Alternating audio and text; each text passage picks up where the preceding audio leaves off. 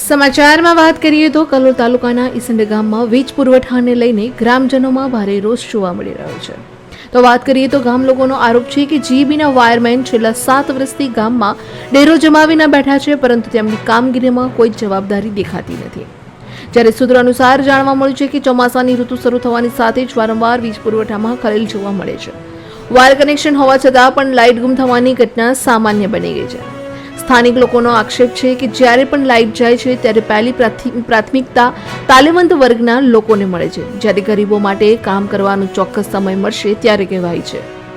Wireman પર phone પર સંપર્ક કરવા છતાં ફોન ઉઠાવતા નથી. જો ભૂલથી ફોન રિસીવ થાય તો હું મેડિકલ પર છું કહીને ટાળી દેવામાં આવે છે. તો સ્થાનિકોની ટિપ્પણી મુજબ હવે કલોલ જીબીનું નવું સૂત્ર બની ગયું છે, ભણશે ગુજરાત ફક્ત જીબીને દ્વાર.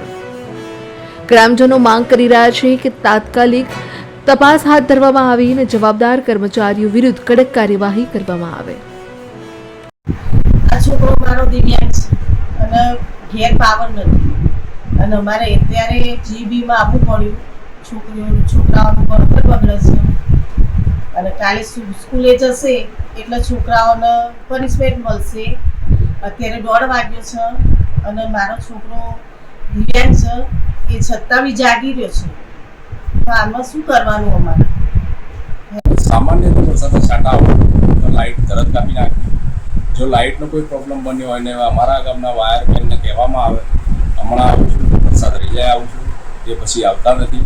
અને જોડે જોડે એવું જ ઉઠાણું પણ વાપરે છે કે હું મેડિકલ ઇમરજન્સી આવી છે, બહાર ઉપડી ગયો. તો મારે એ ખરેખર જાણવું છે આ તંત્ર જોડે કે આ વ્યક્તિ મેડિકલ ઇમરજન્સીમાં જતા રહે તો શું અડધી રજા મૂકી જાય છે, બીજા કોઈને ચાર્જ આપી જાય છે. અત્યારે રાત્રે 1:30 વાગ્યાનો સુમાર થયો છે. હું મારા ફેમિલી સાથે જીબીની કચેરીની અંદર છેલ્લા 2.5 કલાક ત્યાં બેસી રહ્યો.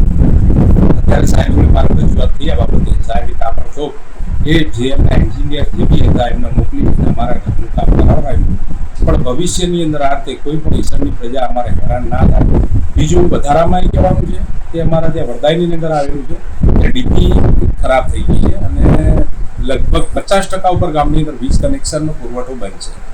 એ લોકોએ કમ્પ્લેનો આપી, રજૂઆત કરી, પણ આ તંત્રએ ધ્યાને લીધું નથી.